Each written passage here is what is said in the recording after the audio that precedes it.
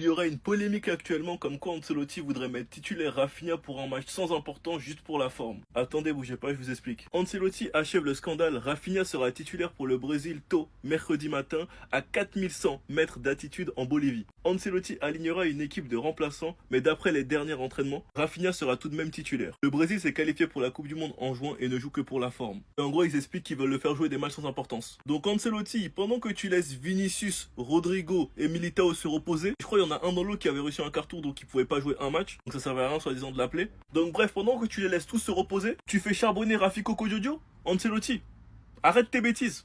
Arrête tes bêtises. Tu peux pas être rancunier comme ça. On a compris que le flickball ça t'a traumatisé. On t'avait mis un score. Tu demandais à flic de faire doucement que c'est pas respectueux. Qu'on doit respecter les anciens. Le flickball l'a tellement traumatisé qu'il veut nous enlever l'un de nos meilleurs atouts. Ancelotti, arrête tes bêtises. La rancune c'est pas bon. Laisse Rafiko Kodjojo tranquille. Donne du temps de jeu aux jeunes. Fais-les kiffer. Nous on a la Liga, la LDC, la Coupe du Roi, la Super Coupe à jouer. Non franchement c'est pas carré. C'est pas carré du tout même. Sinon vous les gars vous en pensez quoi? Comme nous sur Snap on s'ennuie. Je me demandais vraiment si ce mec c'était pas un robot, mais de jour en jour j'ai les confirmations qu'il me faut. Il y a un truc que j'ai remarqué, je sais pas si vous aussi vous l'avez vu, mais on a vu Lionel Messi, le meilleur joueur du football, pleurer. On a vu Cristiano Ronaldo effondré en larmes, sachant que ce mec il a un ego de fou. On a vu Vinicius pleurer, je sais pas combien de fois, on pourrait même pas les compter. On a vu Mario Balotelli pleurer les gars. Pour ceux qui l'ont pas connu, le gars il était trop solide. On a vu Mohamed Salah pleurer à plusieurs reprises, notamment quand Sergio Ramos lui a cassé le bras en finale de Ligue des Champions, merci Ramos. La vérité ça se fait pas, il lui a fait un truc de fou. On a vu Kevin De Bruyne pleurer les gars. De base lui c'est un gars il s'en bat les couilles de tout. Tu lui poses une question en conférence de presse et à peine s'il te répond, il se fout pas de ta gueule. On a vu Marcus Rashford pleurer. Bon après lui voilà, il est dans des bails de dépression et tout, donc en vrai, on a vu Erling Braut Haaland pleurer, lui aussi s'en fout dans sa tête. Il a pleuré après que Manchester City a gagné la Ligue des Champions. Mais Mobutu lui il a jamais pleuré wesh. Il a gagné la Coupe du Monde, il a pas pleuré. Il a perdu la finale de Coupe du Monde avec un triplé, il a pas pleuré. Il a perdu la finale de la Ligue des Champions contre le Bayern, il a pas pleuré. Les gars, si ce frérot-là, c'est pas un robot, c'est quoi wesh? Après, il a pas encore gagné la finale de Ligue des Champions. Peut-être que l'a gagné avec le Real Madrid. Ah, on sait jamais, Bélec. En 2012, t'es attaquant d'une équipe en Liga. Tu joues contre le FC Barcelone. Putain, c'est chiant de jouer contre le Barça. Il y a des joueurs super forts et tu le sais en plus. Mais vas-y, peu importe. Tu dois faire ton match et vous devez gagner. Les 3 points opérativement. Tu rentres sur le terrain. En rentrant sur le terrain, tu fais un petit bail au sol, comme ça, petite prière. T'as eu raison de la faire, c'est bien.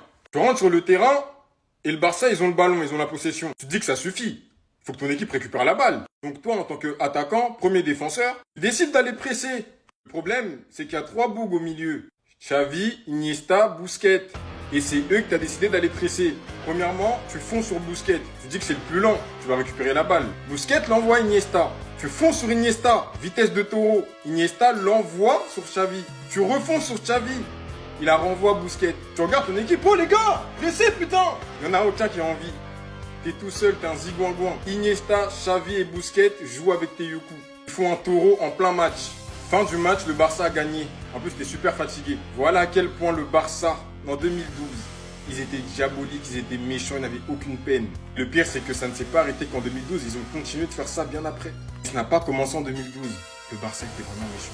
Ancelotti, pardon, faut pardonner ce que Rafinha a fait l'année dernière. Le mets pas contre la Bolivie, on en a besoin. Non, parce que la presse commence à dire qu'il va être titularisé à 4000 mètres d'altitude ou je sais pas trop quoi en Bolivie. Pardon, vieux père. Laisse-le rentrer à Barcelone. Frenkie est blessé. Il va rater Valence, voire Newcastle aussi. Balde, n'en parlons pas. Bref, lui, c'est trop régulier d'ailleurs. David aussi. Pardon. Rafinha vous a fait la misère. On est d'accord. Avec 5 buts, je crois 5, voire peut-être 6 et 2 passes D si je me trompe pas. De mémoire juste comme ça. Dont un sale crochet envers Tchouaméni, une tête là. Janvier, bref. Faut le pardonner. Pardon. On sait que c'est lui le numéro 10 du Brésil. On sait que c'est lui qui porte le Brésil quand d'autres sont en panne ou ne viennent pas au rassemblement. Vous êtes déjà qualifiés. On a besoin de notre capitaine. On a besoin de Rafiko Kodjojo. On a besoin de Rafinha. Pardon, on a déjà perdu beaucoup au milieu. Et en défense aussi, avec Balde, parce qu'il compte pour beaucoup. Vu qu'il fait le rôle de l'atelier, comme dirait Stan. Donc on a besoin de notre Rafinha. Pardon, je ne veux pas perdre. Non. C'est pour ça que je vous dis, moi je me moque pas des autres clubs qui perdent leurs joueurs. Jamais de la vie. Ça c'est un truc qui se fait pas parce que ce sont des êtres humains comme nous. Si on se moque d'eux, et nous, si ça nous arrive, on va dire quoi? Non. Donc pardon vieux père, faut pardonner. Faut pardonner. Faut pardonner son prochain.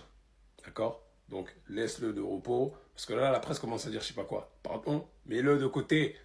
Hugo, même si on t'a posé la question, pas touche à Pedri. La plus grande trahison de l'histoire du football. Maillot brûlé, tout le monde l'a insulté. Ah franchement les gars, c'était chaud sur ses côtes. Elle lui a jeté des billets, affiche avec écrit traître, pancarte avec écrit Judas. Ceux qui avaient floqué son maillot ont mis une croix dessus. À côté t'as Pérez qui se marre et qui jubile, parce qu'il sait qu'il nous a fait mal. En bref, la plus grande trahison de l'histoire du football. Figo dit si je devais recruter un joueur de Barcelone pour le Real Madrid, ce serait Pedri. Attendez, Figo pense que tout le monde est comme lui?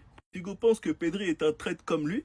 Non, y a pas de ça. Y a plus de ça, c'est terminé. C'est pas parce que ça fait des années qu'on a oublié. C'est pas parce qu'il y a eu un documentaire qui a expliqué comment ça s'est passé qu'on a oublié et qu'on a pardonné. Jamais. Et les Madrilènes, je pensais que Bellingham, il était beaucoup trop complet, qu'il pouvait jouer 8, 10, faux 9. Mais Figo, une légende de votre club, il aimerait bien Pedri au Real. Je me demande bien pourquoi. Parce que c'est le profil qui vous manque au milieu de terrain, tout simplement. Dites-vous qu'il y a même certains Madrilènes qui nous avaient expliqué pendant une période que Ceballos, il était meilleur que Pedri. Enfin bref, j'ai hâte du retour de Bellingham. J'aimerais bien voir comment Xabi Alonso va gérer lui et Arda Güler. Je pense qu'il va renvoyer Arda à droite. Sûrement remettre Bellingham en 10. De toute façon, on verra. Sinon, vous les gars, vous en pensez quoi? Ramenez-vous sur cette impatience, on dit. Ne me faites même pas jurer qu'on est en train d'assister à l'explosion de la régène de Balotelli, les gars.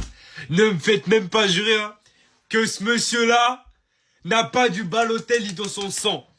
Moïse Kean, qui vient débloquer la situation ce soir face à l'Israël, avec l'égalisation dans un premier temps du 1-1 et l'égalisation dans un deuxième temps du 2-2 en l'espace de 2 minutes seulement. Moïse Kean, tout simplement en fait. Ce mec-là en club, en sélection, faut le voir jouer. Il a une confiance en lui, il dégage un truc, il dégage une aura. Les gars, le frérot, il est là, il égalise 1-1 contre l'Israël, il lâche son greedy, 2-2, il lâche son greedy. C'est pas qu'il prend le ballon, il court mi-temps, non. Tranquille. Greedy, et après on retourne. On parle de Kean, mais on peut aussi parler de Retegui.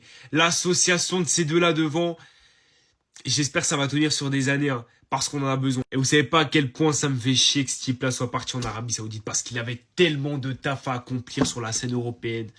Les gars, Retegui, c'est fort, c'est très fort. Alors attention, encore une fois, ça reste Israël, ça reste Estonie, tout ça. Il va falloir voir contre les grosses équipes, mais, moi je parle de ce que je vois. Et ce que je vois à l'heure actuelle, ça me fait plaisir. Sur le secteur offensif, parce que le secteur défensif, collectivement parlant, c'est la catastrophe. Voilà. On va parler du positif dans cette vidéo.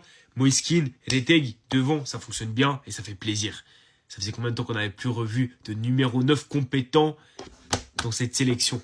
Les gars, ça fait trop longtemps. J'attends comme d'habitude tout vous avez dans les commentaires, mais là, je crois qu'on tient quelque chose. Oui, avant je disais que si Dembélé avait une meilleure finition, ça serait le meilleur joueur du monde. Et oui, je ne suis pas d'accord avec le fait que Dembélé, ça soit le meilleur joueur du monde, malgré une bonne finition. On va s'expliquer, je vais m'expliquer pour toutes les personnes qui étaient dans ce train. Je vais vous donner un exemple très simple, vous allez comprendre, c'est hyper facile. Ceux qui sont de mauvaise foi, passez votre chemin. Imaginons, tu es là, tu cuisines. Tu me cuisines, je sais pas moi, des pâtes bolognaises. Ok, pâtes bolo, simple. T'arrives, tu me les poses. Je goûte, je mange. Je te dis, ah ouais, franchement incroyable. Il manque juste du sel et ça sera le meilleur plat que j'ai mangé de ma vie. T'arrives, tu me dis, ah ouais, il manque du sel. Ok, pas de problème. Tu me reprends le plat. Tu me dis, attends, je vais te mettre du sel. Tu me reprends le plat. Tu me ramènes les pâtes. Tu me poses le plat. Tu me dis, c'est bon, j'ai rajouté du sel. Sauf qu'en rajoutant ce sel, t'as enlevé la bolognaise. Il n'y a plus la bolognaise. Alors oui, c'est vrai, t'as rajouté du sel, c'est bien. Bah merci, t'as rajouté du sel et je vais manger des pâtes au sel. Sauf que moi, quand je t'ai dit que ça serait le meilleur plat si tu rajoutais du sel, c'est en comptant les pâtes et la bolognaise.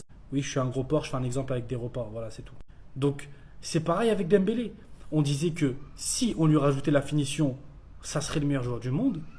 Mais là, il a enlevé les trucs pour lesquels on disait que ça pourrait être le meilleur joueur du monde si rajoutait la finition. Le fait de dribbler à tout moment, à tout instant, faire 3-4 joueurs dribbler, etc., on ne le retrouve plus autant. Ok, de temps en temps, il le refait encore un peu, mais c'est plus autant. C'est plus autant. Alors oui, il est placé en 9 maintenant, etc., d'accord. Mais c'est plus le cas, c'est tout. C'est plus du coup tout. En fait, tu peux pas me redire, oui, mais maintenant, on lui a rajouté la finition et m'enlever ce qui faisait que je trouvais qu'il était trop fort et qu'il lui manquait la finition. Je sais pas si on comprend parce que j'arrive plus à parler. En fait, je suis tellement dérouté par cette, je vais pas dire mauvaise foi, mais vous pesez pas, en fait, enfin, vous faites comme si vous compreniez pas, c'est ça le problème. Oui, le tweet n'a rien à voir, enfin si, il a un peu à voir, mais à la base, c'est ce que le mec il a dit, il a mis à mal le jour où il va débloquer le sang-froid devant le gardien, etc. Donc c'est à peu près les mêmes tweets qu'on avait contre Dembélé.